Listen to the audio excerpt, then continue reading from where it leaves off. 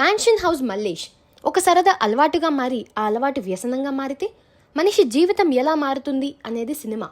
చిన్నప్పటి నుండి తండ్రి కొడుతూ ఉండటంతో మందుకి మెల్లగా అలవాటైన మల్లేష్ ఒక స్థలం కోసం గొడవలు పడి మేనమామ కొడుకు.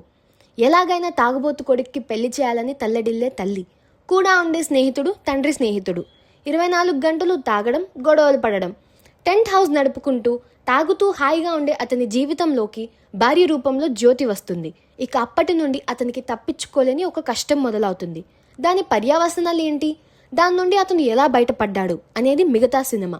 ఒక చిన్న సినిమా, అద్భుతంగా ఉండకపోవచ్చు, కానీ బోర్ కొట్టకుండా చూస్తున్నంతసేపు బాగుంది అనిపించే సినిమా.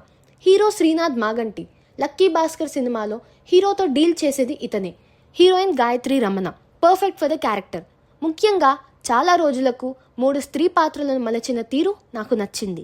మొదటిది మల్లేష్ అమ్మ, కొడుకు కోసం తపన పడే పాత్ర. రెండోది అతని భార్య, వ్యసనపరుడు అని తెలిసినా కూడా అతని నిజాయితీ నచ్చి పెళ్లికి ఒప్పుకునే భార్య.